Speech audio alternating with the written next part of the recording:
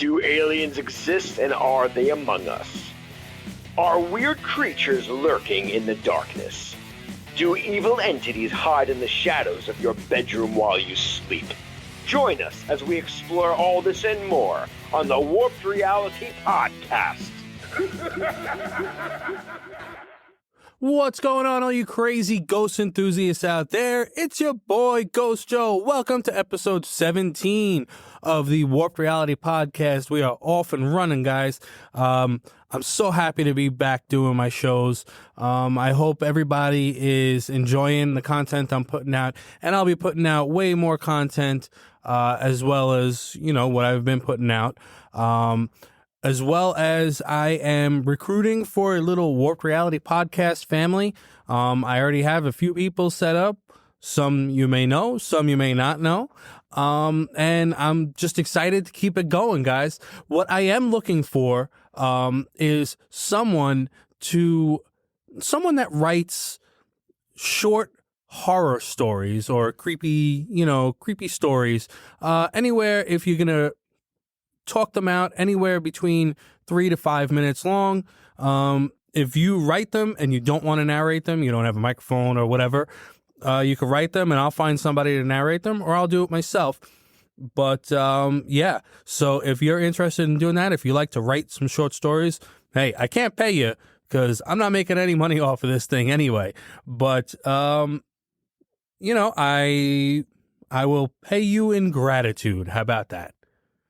So if you're interested in doing that, please email me at ghostjoeny@gmail.com. So my first order of business is to talk to you guys about the 21 grams experiment. Have you guys ever heard of this before? Basically, the 21 grams experiment was a scientific study published in 1907 by Dr. Duncan McDougall, a physician from Haverhill, Massachusetts. His experiment was to prove that humans have souls, and it could be proven by weighing the body right before death and immediately after.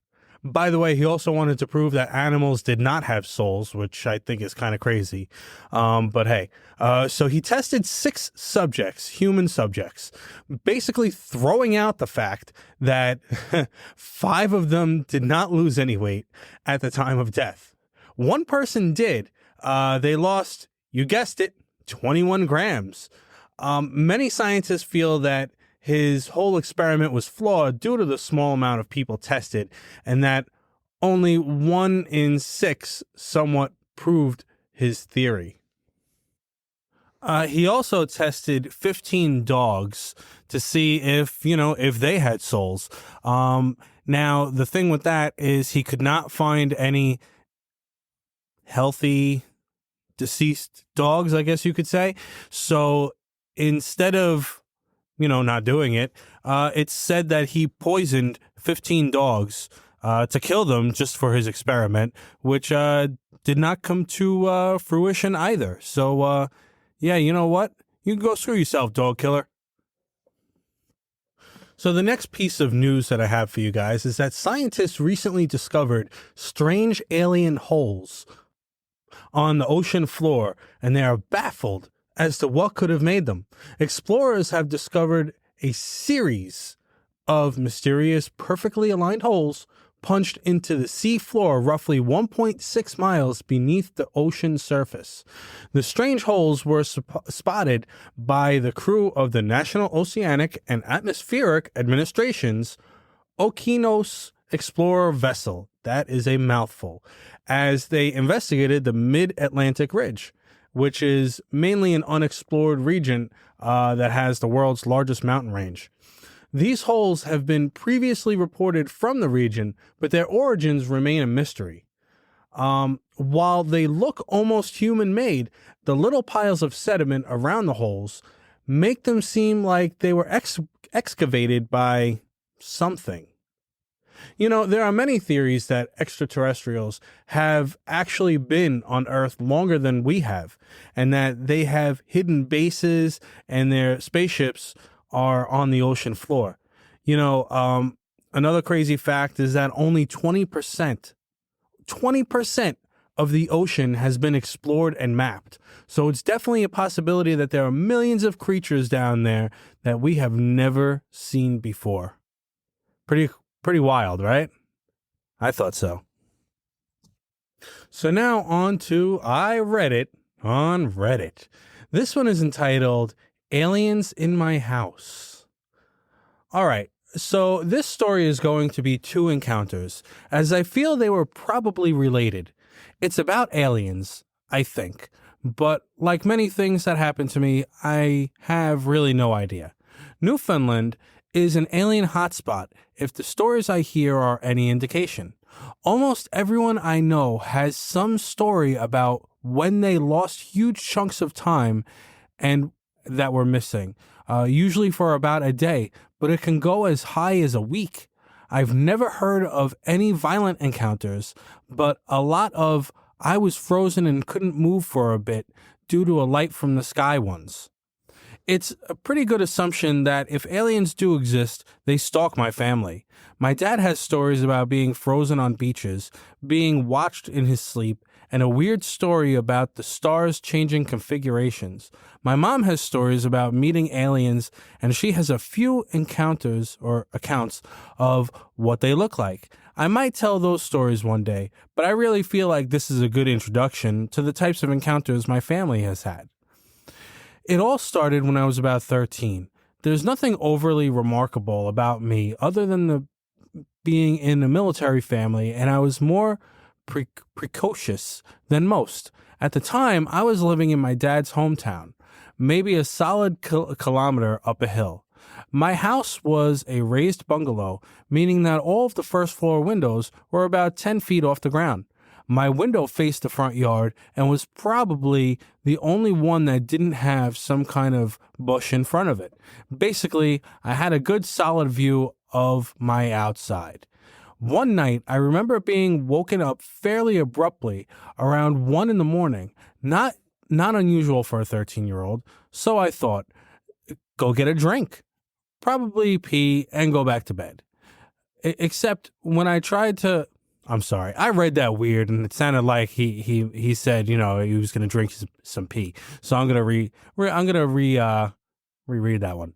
Not unusual for a 13-year-old. So I thought to go get a drink, probably pee, and go back to bed. Except when I tried to move, I couldn't. Some people describe the feeling of an overbearing weight that prevents them from moving. This wasn't that. It was like my whole body was asleep, complete with a tingly feeling and an utter lack of ability to move.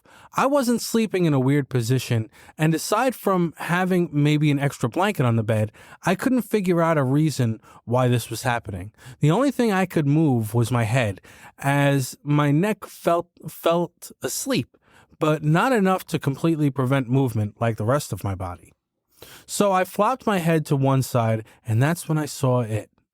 In my window, roughly in the middle, was a disc-shaped object. It hovered maybe a foot away from the glass and didn't move. This is remarkable for anyone that has been to Newfoundland, where 40 kilometers winds are the norm basically every day. The disc was maybe 3 feet in diameter and the better part of a foot tall. It let of this low-grade, almost LED-like hue. Reminds me of those horrible blue Christmas lights. The thing had 3 thick, prominent ridges on what I assumed to be the front of it, which was facing me. From the middle one came a red light, and the thing didn't have a lens. It kind of just emanated from this thing. It split into a wide vertical pattern and was scanning my body. When I moved my head, the disc was beaming around my belly button area. As soon as my head flopped, with maybe a second or so delay, it moved the scanning laser to my eyes. For maybe 5 seconds I stared, rather uncomfortably, into this horrible red light, and it burned. I wanted to close my eyes desperately, as it felt not dissimilar to staring into the sun. But they wouldn't move. I tried to yell, as I recall, "Holy hell!" but I couldn't say anything. And much like staring into the sun, you see little else. After the 5 or so seconds, the light turned off and I could just make out that the disc object flew off down the road towards the ocean. I was awake for maybe 10 more seconds before I fell asleep. For full context, this happened in about 20 seconds, give or take. I need to point out this happened in 2003 in rural Newfoundland. At that time, there were no such thing as drones. Drones were the terrifying flying machines the U.S. was sending to bomb the crap out of Iraq. I had only even recently seen them on TV as those big white plane-looking things. I have no real explanation for this other than possibly aliens. I had tried to talk to my family and classmates about it, but they mostly called me a loony and laughed. Eventually that night passed from me trying to tell people about it to no one will believe me, so why bother? A month, maybe two, passes, and my life carries on as normal. The only real difference is I became crap at math. I was a top student in my class, always pulling best grades for most of my school life until that point. Given the math isn't all that hard, but I really started to suck. My grades went from 90s to 60s, often 50s, and sometimes even failing in the math I was able to do not even 4 months ago. No one was concerned for some reason, but that was a frequent theme in my teen years, so I was now just a kid that had fallen from grace. Still had amazing grades and everything else, just never again in math. So one night I remember being woken up, again my body felt like it was asleep, and again I had some control over my neck.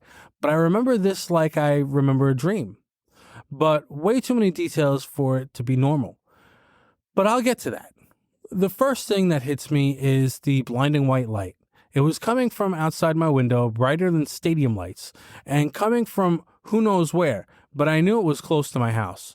All I heard was a low, growling hum coming from outside. In my room, where 2 of those discs I had seen before, shining a wide red light all over the room, which dampened the sheer brightness of the light outside enough that I could see. Then I see one of them. It walks into my room, and I remember being scared, but largely indifferent.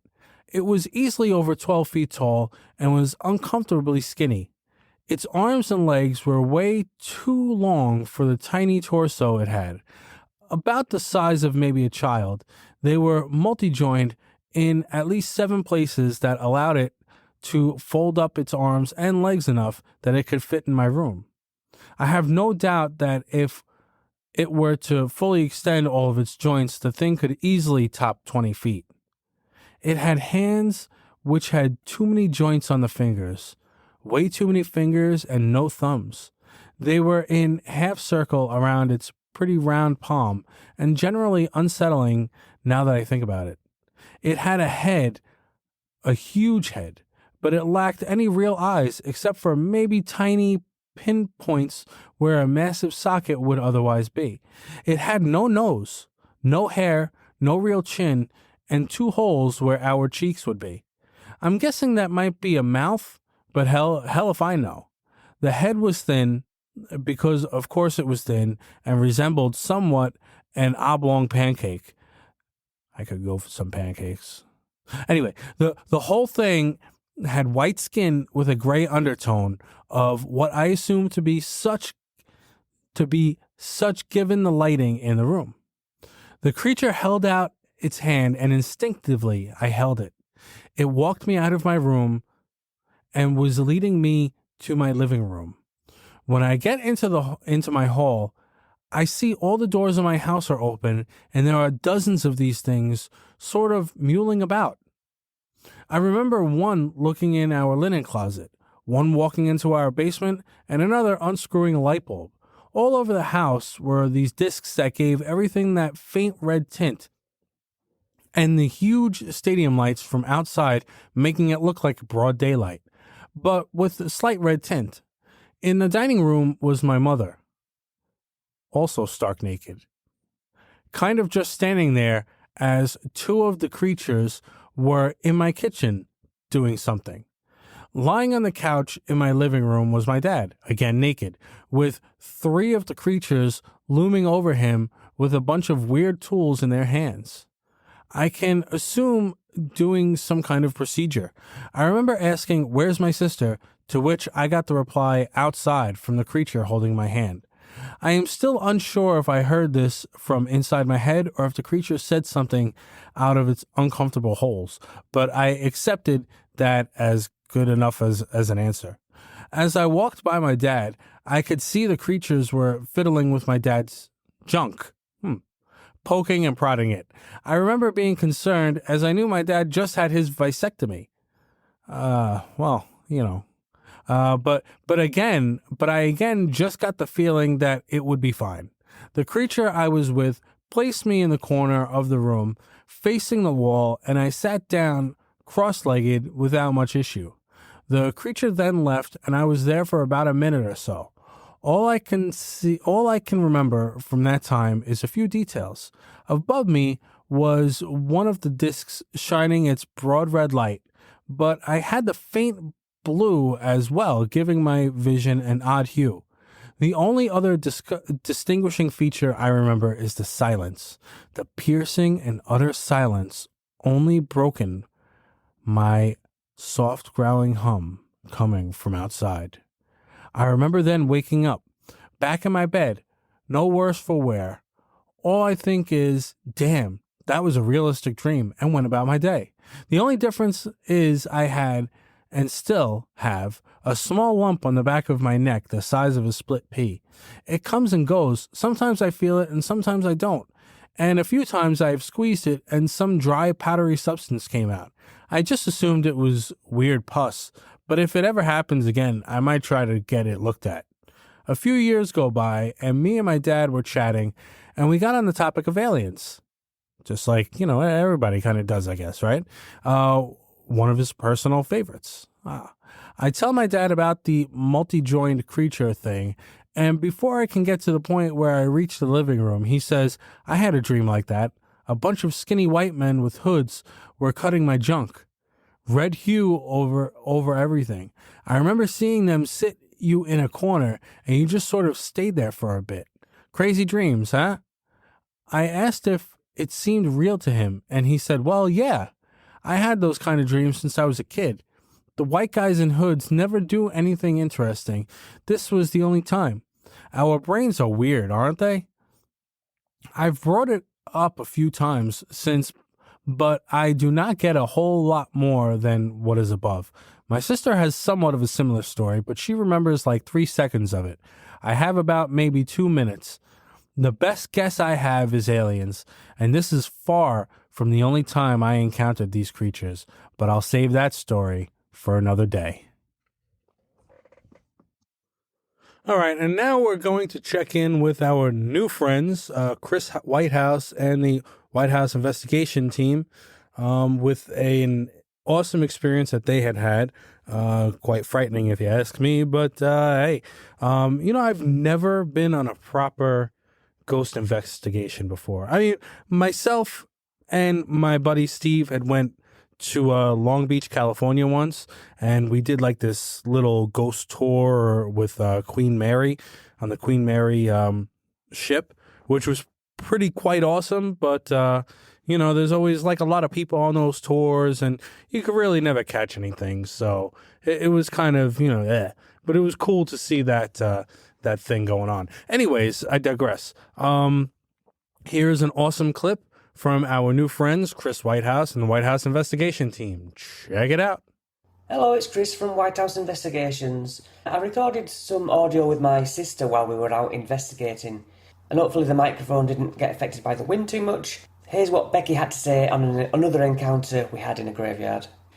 Yes, so we'd split into groups of 2, and it was just you and I walking through the cemetery on our own, and we walked up a path towards some more graves, and I heard clearly a growl coming from the bushes sort of behind us, and it made me, I think I grabbed you, it made me very, very jump. Yeah. And you didn't hear it, did you? I didn't hear anything. But yeah, I was adamant that I'd heard something. You said, "Did you hear that?" Yeah, it was a deep growl. Yeah. But then you second guess yourself, don't Yeah. you? And you played back the video, Yeah. and we heard something. There was something And it on was there. something that wasn't what we heard. No, it was like a distorted muffle almost. something. Yeah, I could probably send that audio. Yeah, send it over. But yeah, no, well. that was probably. I think that was one of the first times I'd really heard something that clearly, and it definitely frightened. I think it shook me for the rest of the night, to be honest. Yeah, that shook you. A little bit of pollen, whatever, went by then as well. Okay, so we are at Jumpy, but we'll see how tonight goes. Here is that clip from the video. How are you feeling? Fine. Yeah. Not scared at all. No. Nothing, absolutely fine. Is somebody walking with us? Is there anybody with us now?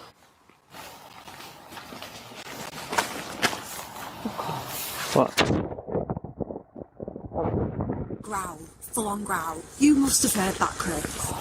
What?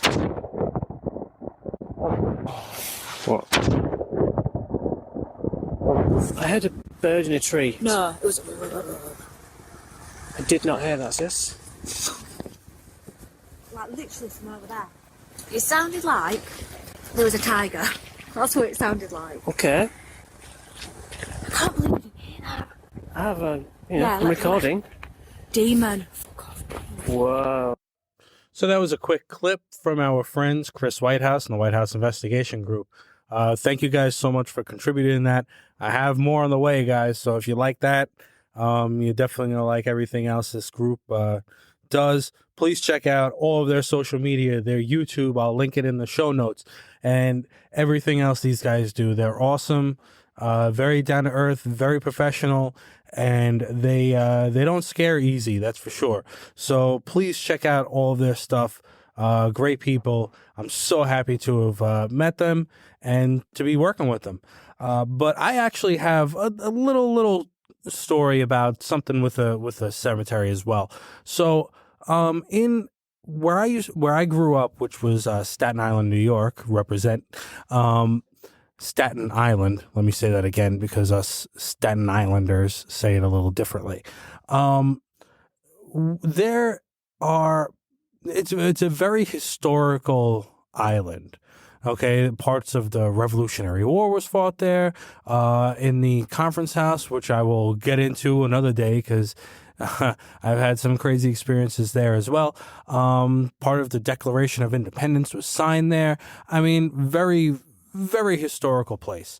But there was this small cemetery that my friend Dave and I, actually the announcer in the beginning of the show, Dave, we had stopped there. I don't even know why, to be honest with you. It was just a weird thing. We just wanted to stop there for some reason. And we both took turns walking through there. Just, I don't even know why. Something drew us there, I guess, or something. I can't even explain it. You know, we were younger, in early 20s, you know, whatever. And he went first and he walked and he came back or whatever. And I said, you know what, Dave? I said, let me take a walk real quick.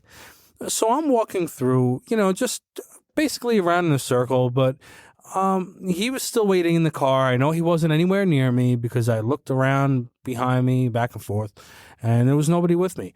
But a few feet behind me, now, mind you, it was early fall, and I kept hearing crunching and rustling in the leaves directly behind my feet. Whenever I walked, I heard rustling right behind me as if somebody was following me 2 or 3 feet right behind me. And I kept looking back, so don't get me wrong. I mean, if Dave was there, I would have spotted him and he would have came out laughing and we would have, you know, whatever. But there was nobody around me, or was there?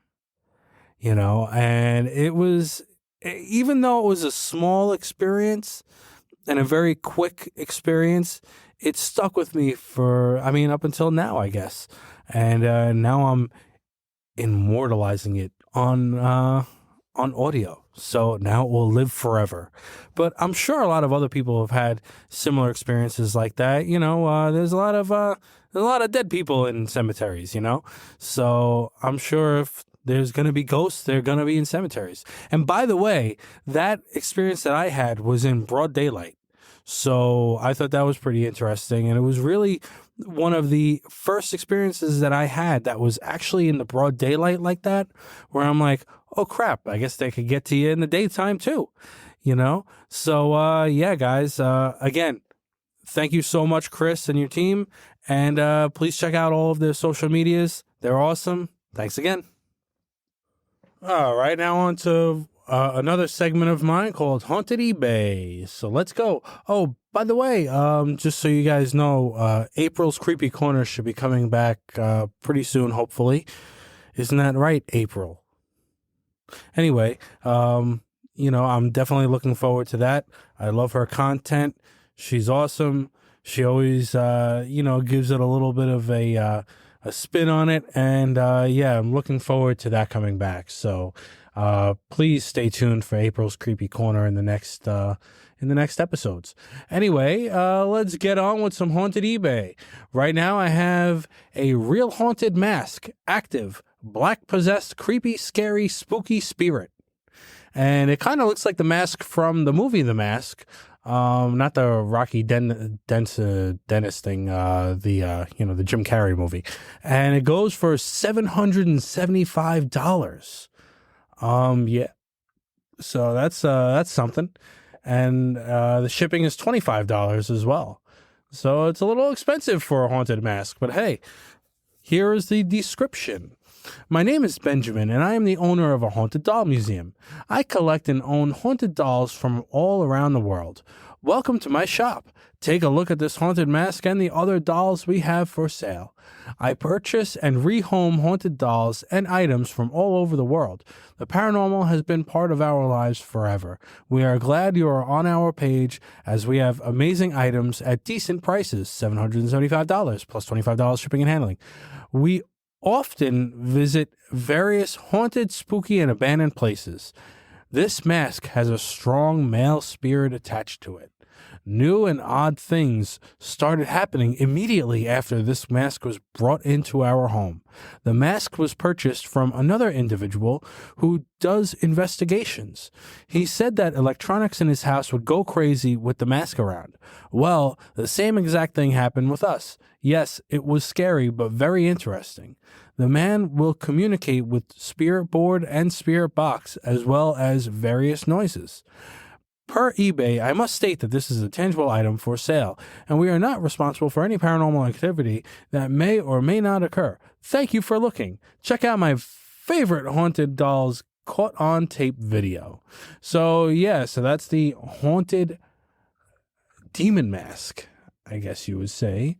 The black possessed, creepy, scary, spooky spirit mask. So yeah, that's item number 1. Let's check out item number 2. And now the second and last item that I have for you guys is called Haunted Item Paranormal Mandolin Instrument, ZZ Top, Active Spirit, and it's not a doll. It goes for $500 if you want to buy it now, and $86.10 for shipping. That's a weird price for shipping, but hey, Haunted Item Paranormal Mandolin Instrument, ZZ Top Active Spirit, cousin of the great group ZZ Top. You can expect to hear sounds coming from the instrument. The smell of cigarettes activity has been crazy since having this item. I've seen the disembodiment of a bearded man many times, cigarette smoke many times, a man sitting on one of the bar stools I have in my kitchen. Music from an old radio I have will start playing at times. Things moved around, doors opening and shutting, loud banging sounds, footsteps, etc. So yeah, so if you want a haunted mandolin, it'll only cost you $586.10. So check it out. Oh, by the way, fun fact about music group ZZ Top. Did you guys know that the drummer, I believe his name was Mike Beard or Frank Beard, he was the only one without a beard, which was kind of odd, right? And his name was Beard.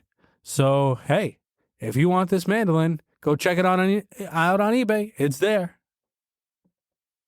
again, I just want to say, guys, anything that I say on this haunted eBay stuff, it's just for fun, basically. Some of it might be taken seriously, of course, but don't expect if you buy it, we're not taking any responsibility if you get it and paranormal things happen or they don't happen, okay? This is just for entertainment purposes, blah, blah, blah, blah, blah. All right. So that'll do it for me, guys, on episode 17 of the Warped Reality Podcast. I hope you enjoyed it. Please check out warpedrealitypodcast.com for all of your warp needs, all of the episodes, as well as a blog and some other stuff as well, and some information on some of the guests that I've interviewed. Please check all that out. Also, again, check out Chris Whitehouse and his Whitehouse Investigation team on all of their social media. They're awesome. And I have plenty of things coming for you guys. Some great new segments, some great new interviews that I will definitely be working on, and to bring you guys the best in all of paranormal stuff. So yeah, guys, have a great night. And don't forget to change your shorts. Thank you for listening to the Warped Reality Podcast. For more episodes, guest info, social media links, merch, and more, please check out warpedrealitypodcast.com. If you have a paranormal experience you'd like to share, questions, comments, or you'd like to be a guest on the show, you can leave me a voicemail at 845-379-1331 or email me at ghostjoeny@gmail.com. You can do so anonymously if you'd like. Also, I'd greatly appreciate it if you could leave me a review on Apple Podcasts or warpedrealitypodcast.com. Have an awesome night, everyone, and don't forget to change your shorts.